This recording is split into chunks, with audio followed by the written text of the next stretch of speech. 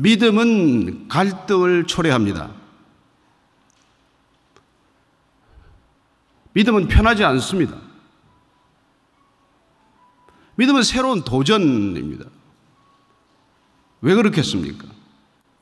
믿음은 새로운 기준이기 때문이죠. 믿음은 지금까지 우리가 살아왔던 기준과는 다른 기준입니다. 따라서 믿음으로 산다는 것은 다른 기준의 삶을 사는 것이죠.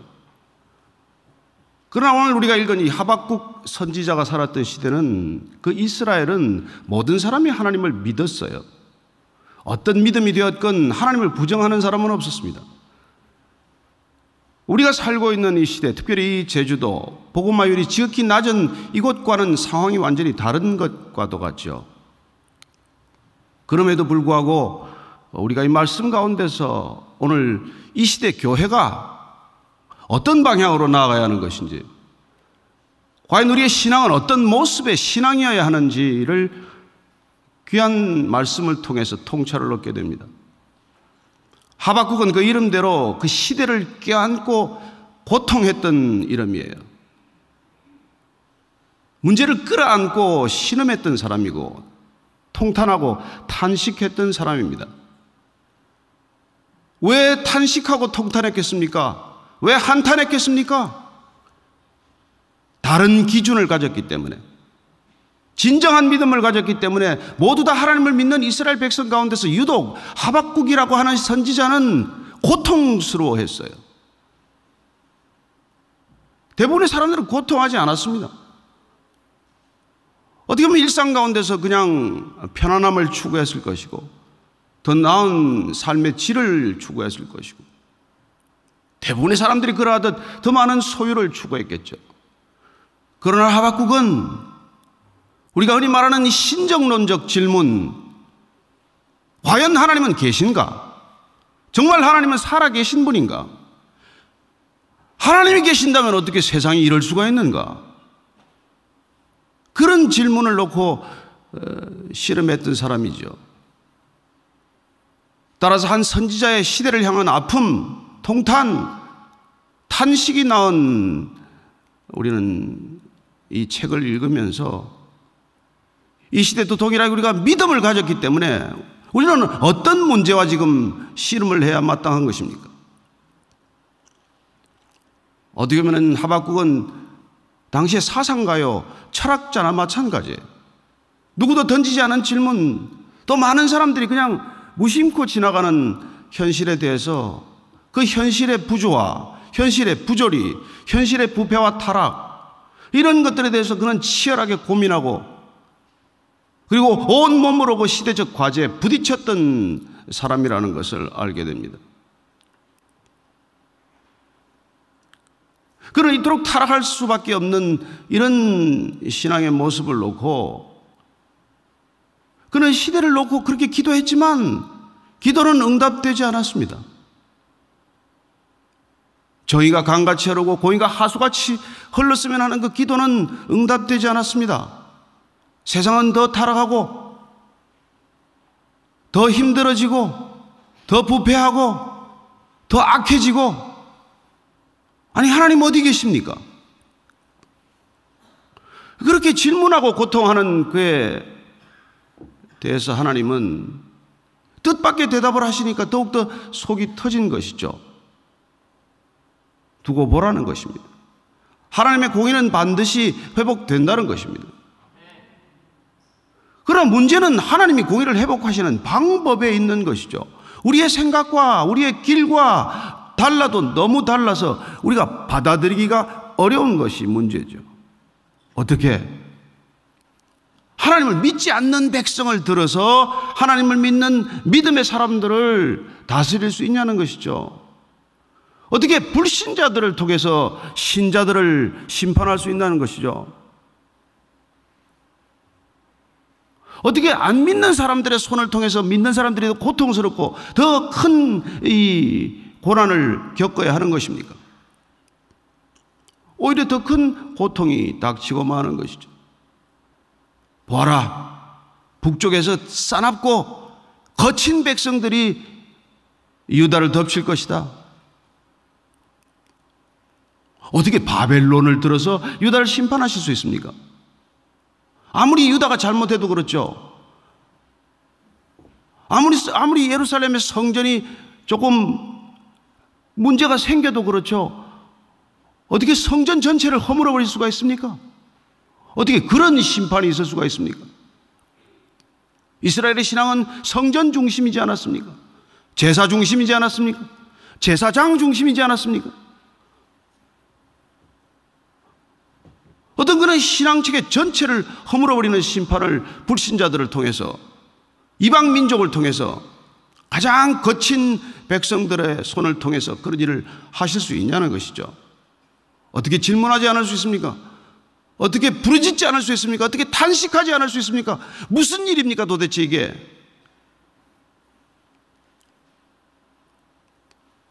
이 질문은 오늘날 우리가 코로나 시대를 견디면서 우리 또한 많은 사람들이 눈물 짓고 교회가 예배를 제대로 드리지 못하고 교회 문을 닫아야 했었고 하는 그런 상황 속에서 우리 또한 물었던 질문이고, 우리 또한 괴로워했던, 실험했던 질문들이에요.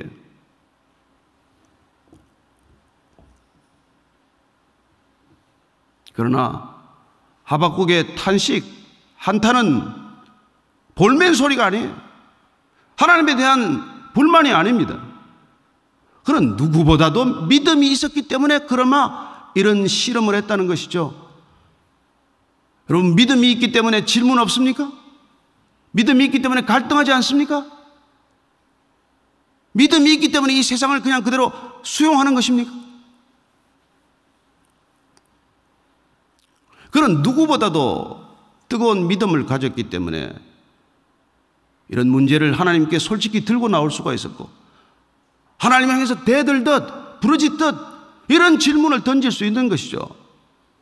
여러분, 하나님과 친했기 때문에, 어떻게 보면 하나님을 누구보다도 신뢰했기 때문에 이런 질문이 가능한 것이죠. 아버지하고 친하지 않은 자녀는 아버지한테 편하게 얘기 못합니다. 응석도 못 부리지만 항의하고 따지고 이런 질문 못하는 것이죠.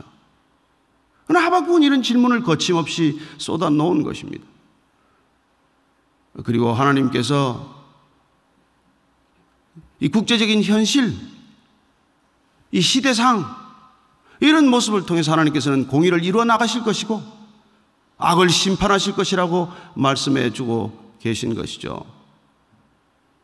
비록 우리는 선뜻 수용하기가 어렵고 우리는 도저히 이걸 용납할 수가 없지만, 그러나 하나님은 실수가 없으신 분이십니다. 하나님은 자칫 실수하셔서 코로나균을 퍼뜨린 게 아닙니다. 하나님께서는 지금 잠깐 주무시다가 졸다가 지금 이런 사태가 일어난 게 아니라는 것입니다. 하나님은 졸지도 주무시지도 않으신 분이시지만,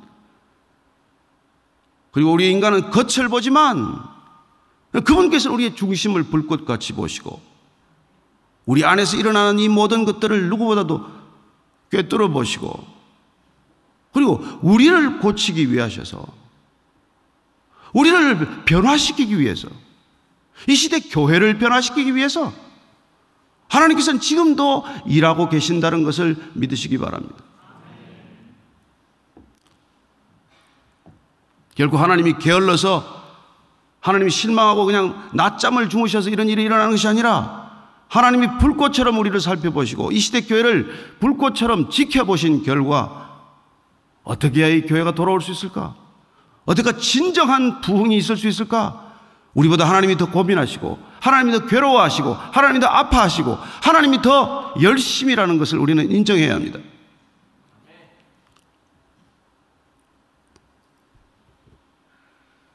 그렇습니다. 오늘 하박국은 이 탄식의 현장, 고통스러운 고민의 현장, 그 질문의 현장, 거기서 그는 그 질문이 단순한 질문으로 끝나지 않고 그 탄식이 단순한 탄식과 좌절로 끝나지 않고 그것이 기도가 되었다는 것, 그 기도는 질문이지만 답을 이끌어내는 기도였다는 것, 그리고 그 질문과 답을 이끌어내는 기도를 통해서 그는 하나님을 더욱 신뢰하게 되고, 그리고 놀랍게도 그의 입술은 찬양하는 입술이 되었다는 것입니다. 찬양은 언제나 옳습니다. 찬양은 언제나 위대합니다. 찬양은 언제나 하나님을 높이는 것입니다.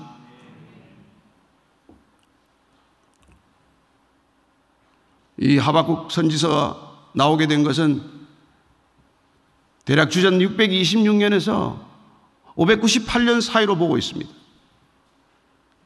그때 국제정세는 아주 급변하는 시대였어요.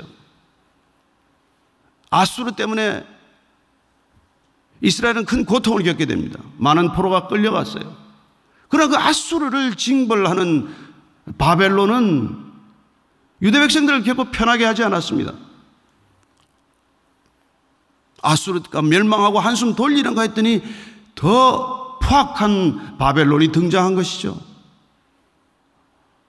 아수르 때문에 한숨 돌리나 했는데 니느웨 성에 함락되어서 이제 좀 한숨 돌리나 좀 편한 시간이 오나 했더니 웬걸 더 악한, 더 포악한, 더 난폭하고 더 잔혹한 바벨론 정권이 수립된 것이죠. 그렇습니다. 바로 느고와 갈그미스 전투가 BC 605년입니다. 이스라엘은 친애굽을 가지고 있던 성향을 가졌던 사람들, 그리고 또 바벨론 쪽에 기울기 시작한 사람들과 국내 정세는 혼재된 혼합스러운 아주 혼란스러운 상황이었고, 그리고 뜻밖에도 요시야 왕은 갈그미스 전투에서 전사하고 맙니다. 가장 이스라엘 역사 중에서 종교 개혁을 위한 가장 열심을 가졌던 왕이 덜컥 죽고 만 것이죠. 뒤를 이은 여호야김 왕은 더욱 악한 왕이 등장하고 맙니다. 더 난폭한 국제 세력이 등장하고 국내 사정은 더욱더 악한 왕이 집권하고 이런 일들이 일어나고 있는 것이죠.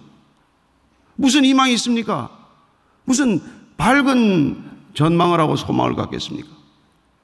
그러나 이 상황에서 하박국은 절망하지 않습니다. 그는 진실로 믿음이란 어떤 믿음이 참된 믿음인지를 깨닫게 되고, 그리고 우리가 익히 아는 대로 사도 바울의 인생을 바꿔놓고, 아니 바울 신학의 핵심이 되고 마틴 루터 종교개혁의 본질이 되는 그 신앙의 핵심을 하박국은 붙들게 되는 것이죠. 그는 하나님으로부터 그 말씀을 들은 것입니다. 오직 의인은 믿음으로 살리라. 오직 의인은 믿음으로 살리라. 그렇습니다. 믿음은 우리 현실을 현실로만 보지 않습니다. 믿음은 이 심판을 심판으로만 보지 않습니다. 우리의 믿음은 재앙을 재앙으로만 보지 않습니다. 이 재앙에 감춰진 의미가 있고, 이 재앙에 감춰진 의미를 통해서 심판하시고자 하는 하나님의 의도를 읽어내고, 그러나 그 심판이 단순한 심판으로 끝나지 않고 궁극적으로 구원을 위한, 회복을 위한, 부흥을 위한 하나님의 놀라운 계획이다, 이걸 깨닫게 되는 것이죠.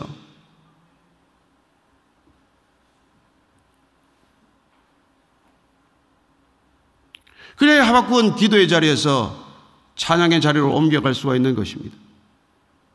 탄식의 자리에서 하나님에 대한 새로운 소망을 품는 자리가 되는 것이죠.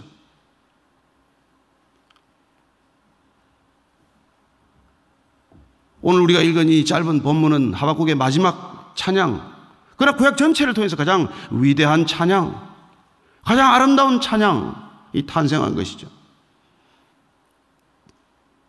처음에 그는 창자가 떨리고 다리에 힘이 빠지고 서 있을 수도 없고, 어쩌면 손을 들고 기도하다가 손이 떨어지는 것 같은 낙심을 경험했겠지만, 그러나 그 기도의 자리가 결국 하나님을 더 깊이 만나는 자리가 되고 음성을 듣는 자리가 되고, 그리고 하나님께서 어떻게 이 이스라엘 백성들을 진정으로 회복시킬 것인지에 대한 분명한 하나님의 계획을 듣고 찬양할 수 있게 된 것이죠.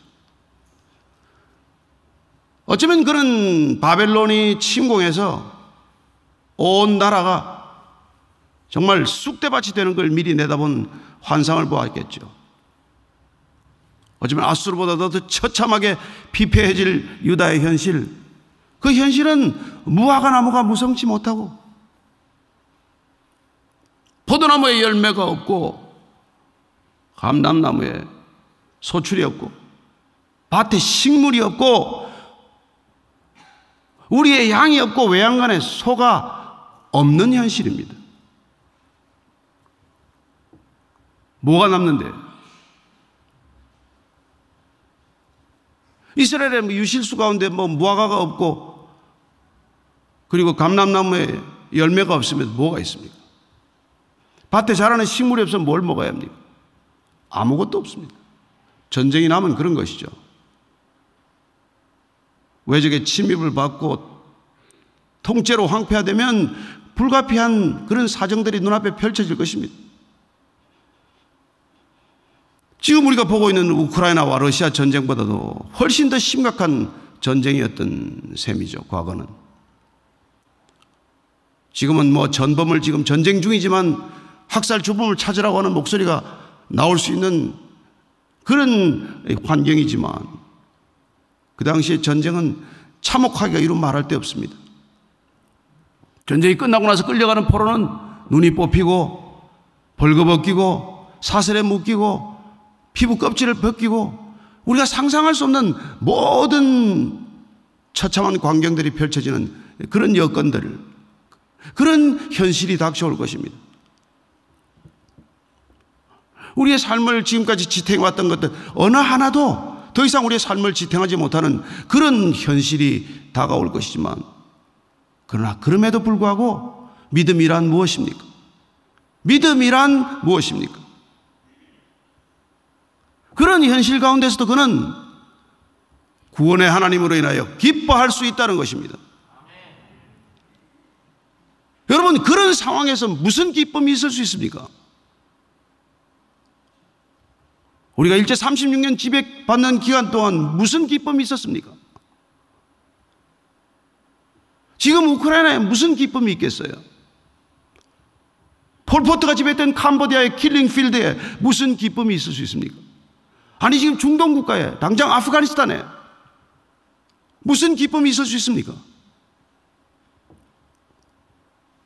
그러나 우리의 믿음이 무엇입니까?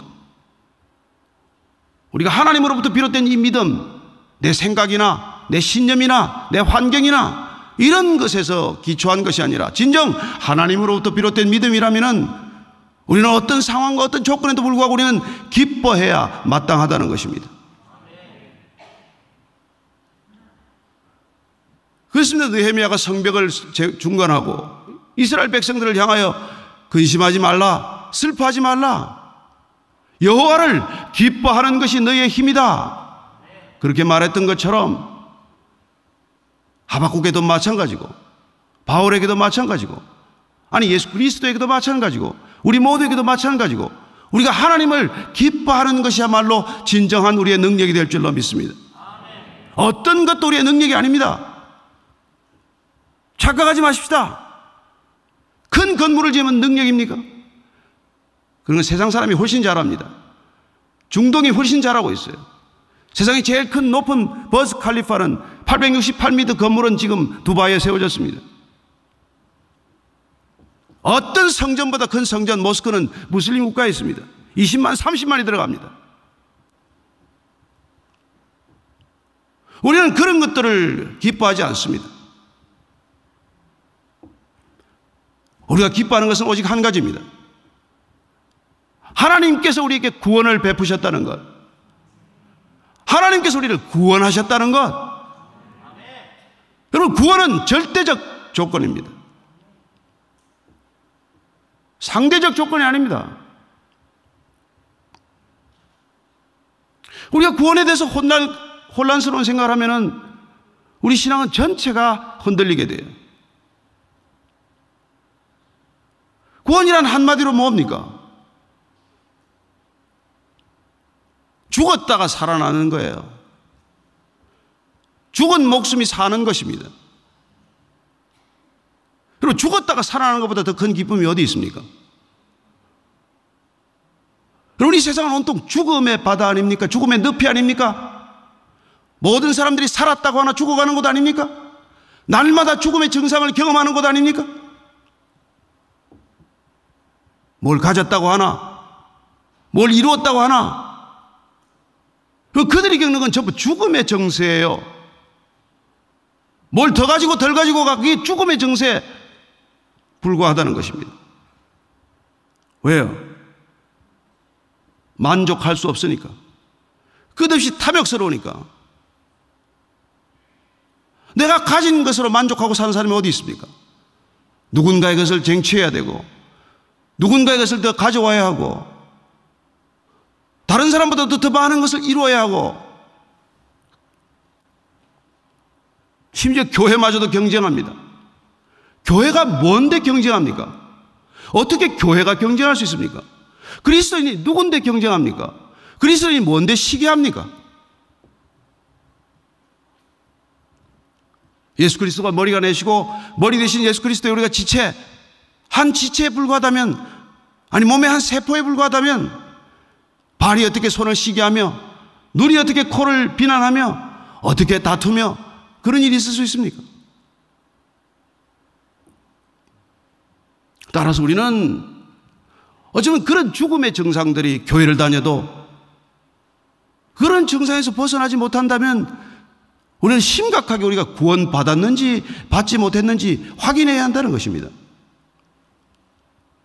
여러분, 교회 다니는 것이 자동적으로 구원을 보장합니까? 모태신앙이 자동적으로 구원을 보장합니까? 도대체 구원이 무엇인데 구원이 자동적으로 보장됩니까?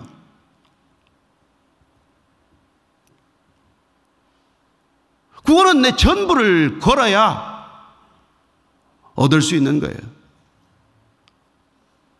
그래야 그 가치를 아는 것이죠.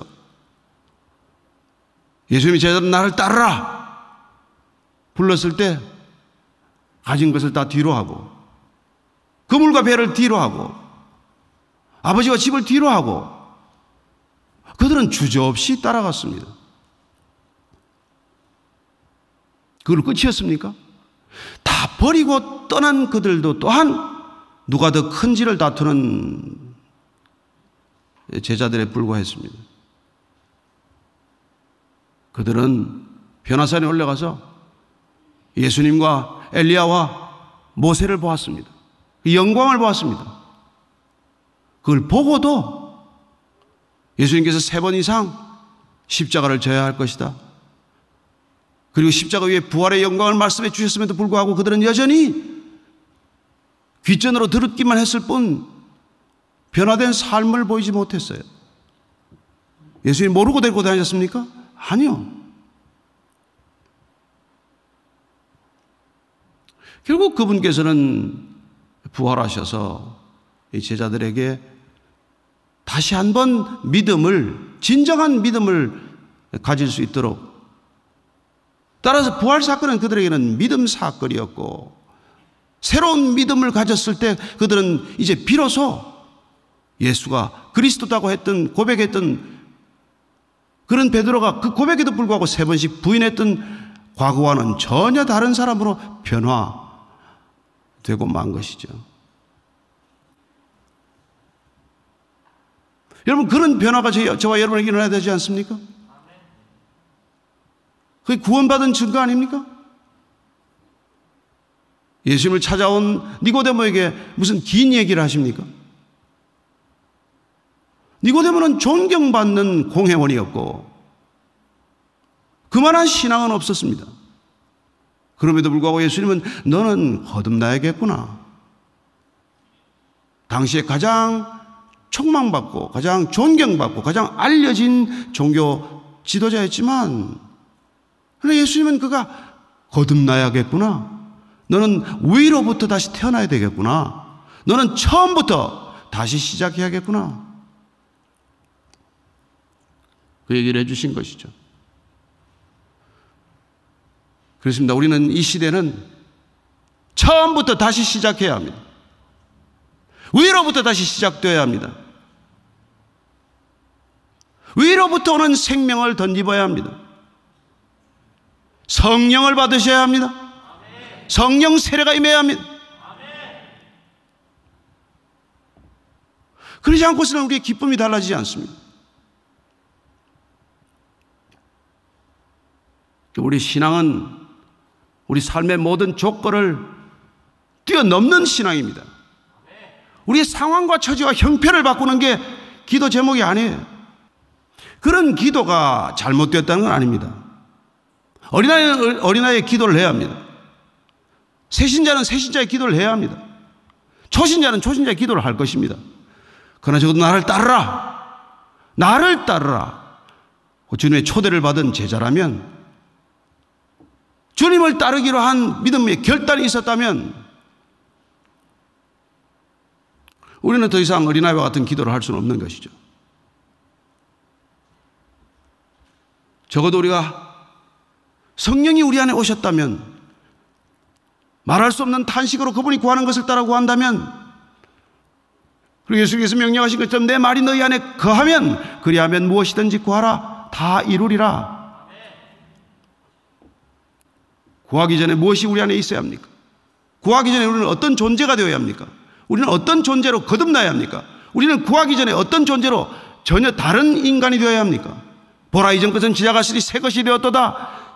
새로운 피조물로 빚어진 것이 뭔지 아니겠어요? 오늘 하박국은 이런 걸 기뻐하게 되었다는 거예요.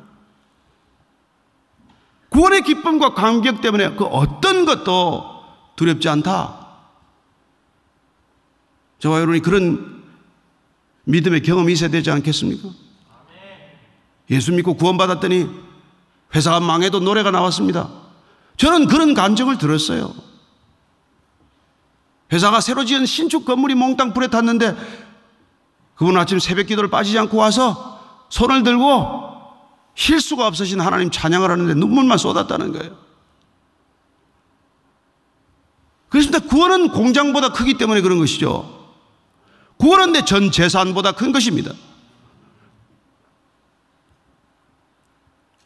그 구원이 우리에게 임했을 때 우리는 세상이 기뻐할 수 없는 것을 기뻐하고 세상이 알 수 없는 기쁨을 맛보고 누리기 시작하는 것이죠.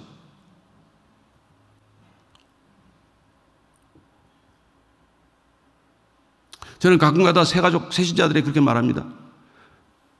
제가 분명하게 말씀드리지만 저는 예수 믿고 잘된 것 하나도 없습니다. 세상 기준으로 잘된 것 하나도 없습니다. 그러나 예수 믿고 비교할 수 없이 잘 됐습니다. 비교할 수 없이 잘 되는 거예요. 세상 사람들보다 조금 잘 되는 게 아닙니다.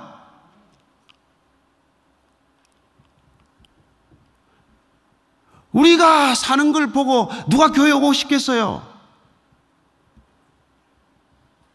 교회 안 나와도 잘 살 수 있는 길이 얼마나 많은데. 이 시대 교회를 보고 무엇 때문에 그리스도인이 되고 싶겠습니까?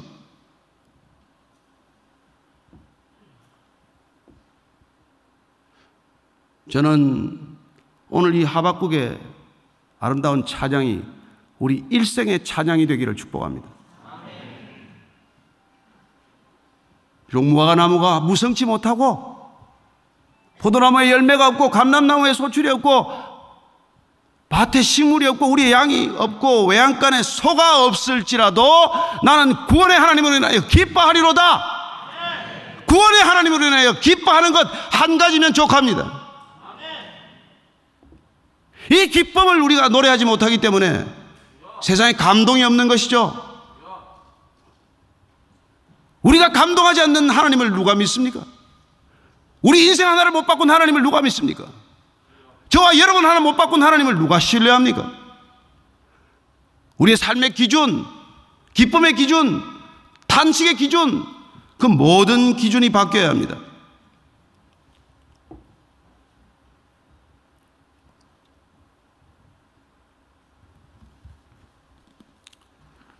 이 마지막 시대 사람들은 어떻게 살까요? 교회는 구약의 마지막인 말라기에서는 이렇게 말합니다. 너희가 말하기를 하나님을 섬기는 것이 헛되니 만군의 여호와 앞에서 그 명령을 지키며 슬프게 행하는 것이 무엇이 유익하리요? 지금 우리는 교만한 자가 복되다 하며 악을 행하는 자가 번성하며 하나님을 시험하는 자가 화를 면한다 하노라 함이라. 그때 여호와를 경외하는 자들이 피차에 말하며 여호와께서 그것을 분명히 들으시고 여호와를 경외하는 자와 그 이름을 존중히 여기지 않는 위하여 여호와 앞에 있는 기념책에 기록하셨느니라. 여러분, 우리는 기념책에 기록되는 것, 생명책에 기록되는 것, 그것보다 더 큰 기쁨과 능력이 없는 줄로 믿으십시오.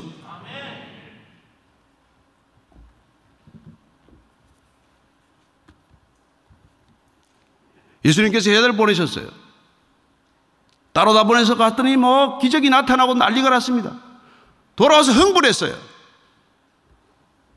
그러나 누가복음 10장 20절 예수님께서 제자들에게 말씀하십니다. 귀신들이 너에게 항복하는 것으로 기뻐하지 말고 너희 이름이 하늘에 기록된 것으로 기뻐하라. 구원은 저와 여러분에게 얼마나 큰 기쁨을 주고 있습니까? 모든 것을 다 잃어도 구원 때문에 기뻐할 수 있습니까?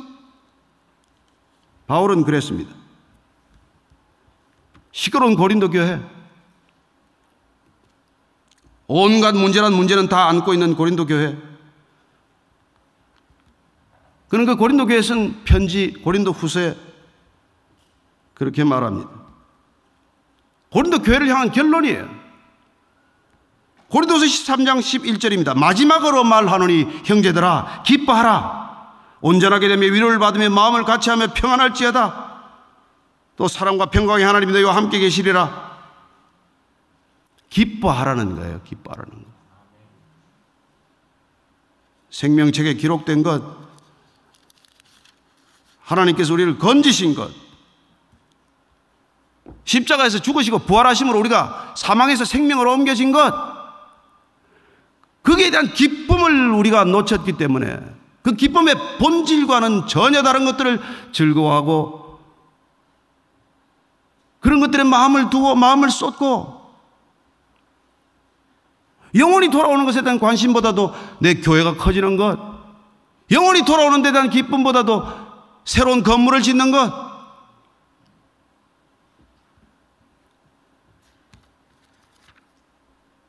그런 것들이 기쁘면 주님이 기뻐하시겠습니까?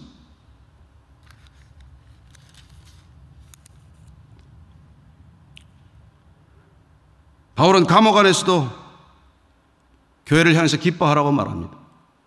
빌립보 교회를 향해서 말합니다. 2절 18절입니다. 이와 같이 너희도 기뻐하고 나와 함께 기뻐하라. 감옥에 있는 사람이 누굴 기뻐하라고 말할 수 있습니까? 그러나 바울은 감옥에서 꺼내달라고 기도 부탁하지 않았습니다. 속히 감옥에서 나갈 수 있도록 기도해달라, 그런 중보기도 부탁하지 않았습니다.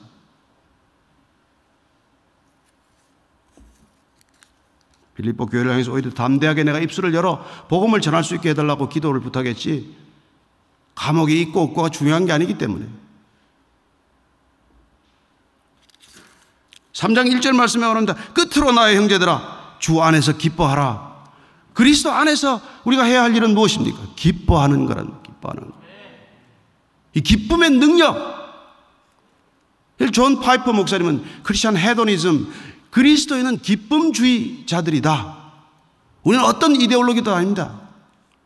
우리는 커뮤니즘도 아니고 커뮤니스트도 아니고 우리는 소셜리스트도 아니고 우리는 기쁨주의자라는 거예요. 기쁨주의자.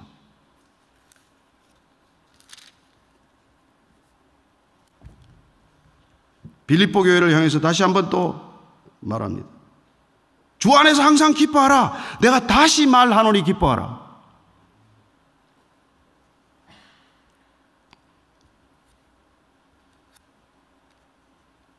데살로니가 교회를 통해서도 말합니다. 항상 기뻐하라. 쉬지 말고 기도하라. 범사에 감사하라. 이는 그리스도 예수 안에서 너희를 향하신 하나님의 뜻이다. 항상 기뻐하는 것이 하나님의 뜻인 줄로 믿으십시오. 항상 기뻐하면 감사하게 되는 줄로 믿으십시오. 항상 감사하고 기뻐하면 항상 기도하고 있는 것인 줄로 믿으시기 바랍니다.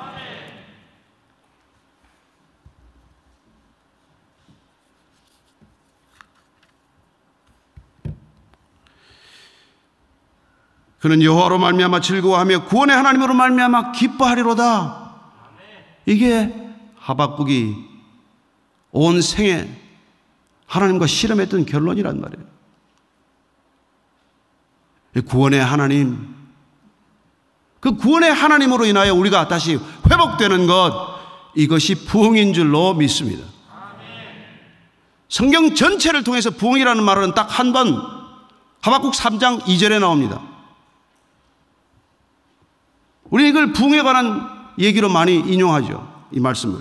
여호와여, 내가 주께 대한 소문을 듣고 놀랐나이다. 여호와여, 주는 주의 일을 이 수년 내에 부흥하게 하옵소서. 이 수년 내에 나타내시옵소서. 진노 중에라도 긍휼을 잊지 마옵소서. 우리 한글 성경은 이렇게 번역했지만 부흥이라고 번역된 단어는 전혀 부흥과는 크게 이렇게 직접 관련은 없습니다. 성경 전체에 부흥이라는 단어는 없어요. 놀랍지 않습니까? 영어로 비동사나 마찬가지예요. 하나님께서 해오시던 일을 지켜달라, 유지해달라, 그 일을 소성케 해달라, 이런 뜻이에요.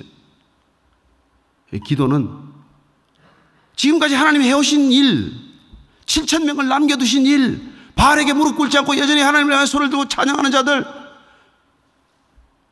저들을 통해서 일하시던 것을 그냥 계속 일하십시오.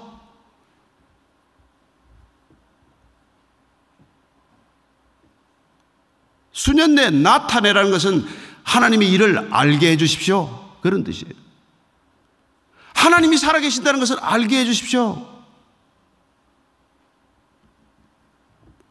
진노 중에라도 긍휼을 잊지 마옵소서. 하나님의 하나님 되심을 기억하셔서 우리에게 끝까지 자비를 베풀어 달라는 얘기 아닙니까?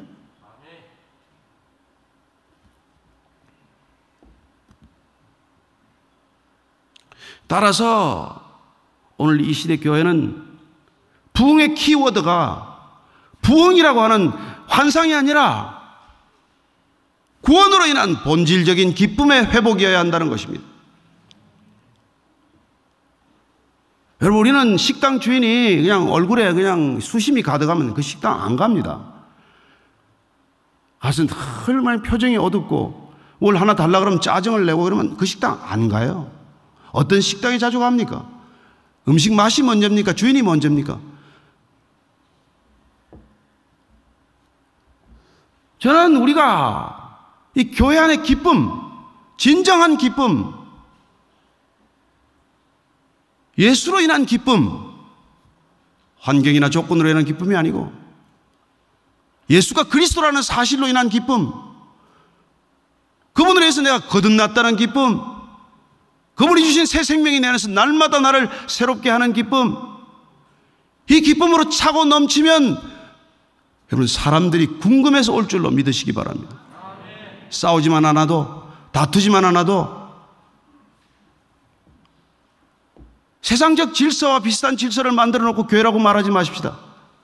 교회는 정확히 세상의 질서와 정반대입니다.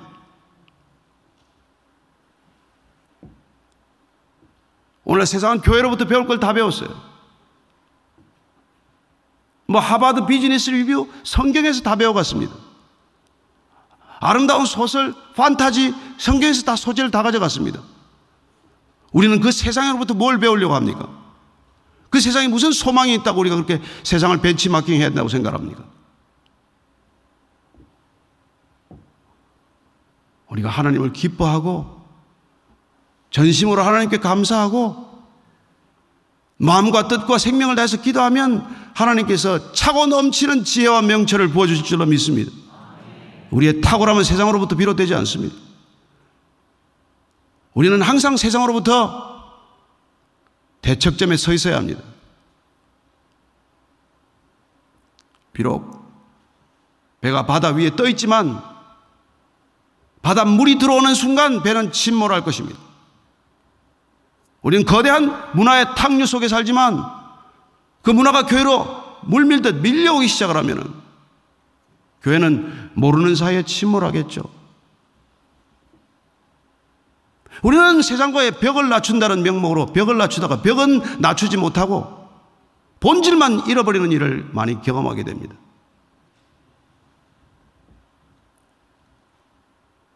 이 교회 의자를 바꾸면 부흥할까요? 여러분, 뭘 바꿔도 부흥은 쉽지 않습니다. 세상의 부흥은, 세상이 말하는 발전은, 세상이 말하는 회복은 우리와 개념이 다른 개념이에요. 우리는 하나님과의 관계가 회복되는 것, 그래야 하나님과의 관계를 회복한 사람을 의인이라고 말하는 것, 그 의로움이 가져다주는 날마다의 삶 가운데서 경험하는 성화, 거룩함, 그런 거룩의 회복이 주는 기쁨, 지저스가 내 안에서 흘러 넘치는 기쁨, 사망의 엄침한 골짜기를 지날지라도 해를 두려워하지 않는 놀라운 기쁨의 능력, 이런 능력들을 우리는 갈망하는 것 아닙니까?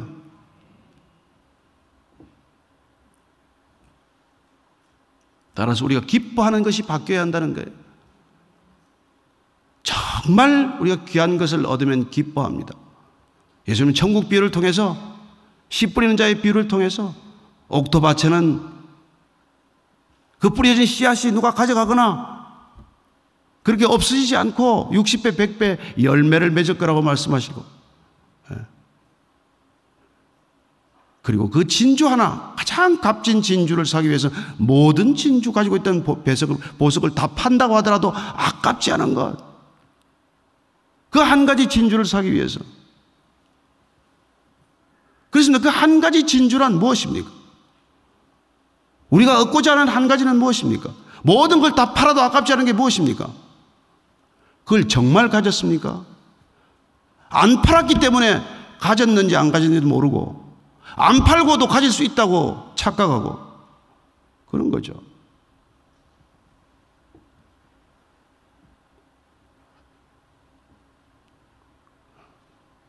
주님께서는 아직까지 시간을 재고 계십니다. 아직까지 우리에게 기회를 주고 계십니다. 아직까지도 눈을 들기만 하면 희어져 추수할 들녘을 바라보라고 말씀하십니다. 일꾼을 부르고 계십니다. 그 일꾼을 부르셔서 주님께서는 보내시기를 원하십니다. 우리가 이렇게 모여있는 것만을 기뻐하지 않습니다. 우리가 모이는 이유가 뭡니까? 모이는 목적이 무엇입니까? 너희는 가라! 가서 모든 족속으로 제자를 삼으라. 아버지와 아들과 성령의 이름으로 세례를 주라. 혼자 가게 내버려 두지 않겠다. 내가 세상 끝날까지 너희와 항상 함께 할 것이다. 그 약속 붙들면 어딘들 못 가겠습니까?